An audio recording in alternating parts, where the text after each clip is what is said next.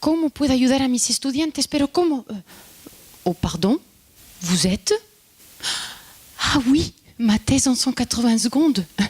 Eh bien, écoutez, ça tombe très bien. Parce que vous avez tous vécu ici une expérience d'apprentissage d'une langue. Oui? Eh bien, moi aussi. Mais tout d'abord, je vais vous dire, je suis d'origine espagnole et je suis enseignante d'espagnol. Bon, normalement, c'est plutôt cool. Pas trop de problèmes. Et pourtant, je me questionne souvent. Comment ai-je appris, moi, le français?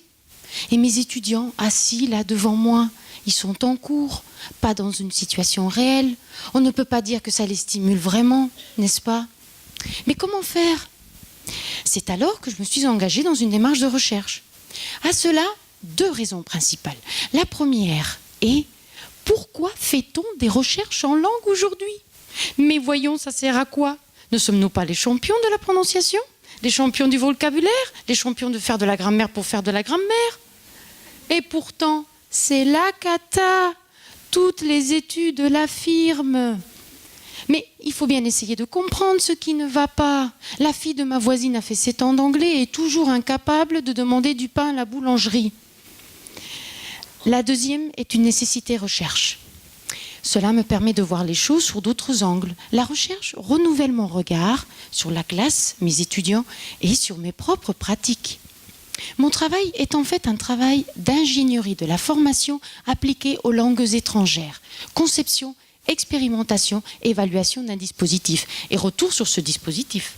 Celui que j'ai conçu au sein de mon équipe de recherche se nomme FabLangue, fabrique de la langue. Le FabLangue renvoie au Fab Lab, fabrication en laboratoire, ces espaces ouverts et centrés sur la pratique, sur la philosophie de fais-le toi-même. Avec les Fab Labs éducatifs, on remet en cause la structure hiérarchique de l'enseignement, où tout est centré sur le professeur pour lui substituer les cours centrés sur les étudiants, pour qu'ils soient encouragés à participer avec plaisir et qu'ils deviennent responsables de leur propre apprentissage. J'ai construit un cours qui se veut original, dans lequel mes étudiants sont amenés à débattre en espagnol selon diverses modalités. Et je m'attache à les observer en interaction, à l'oral, en prenant bien compte des aspects non linguistiques, comme la communication non verbale, les émotions. À partir des résultats, nous allons pouvoir améliorer ce dispositif, car c'est bien cela le but de ce travail. Répondre à la nécessité de mieux préparer nos jeunes dans le cadre d'une vie professionnelle, internationale, à devenir les citoyens d'un monde de plus en plus plurilingue.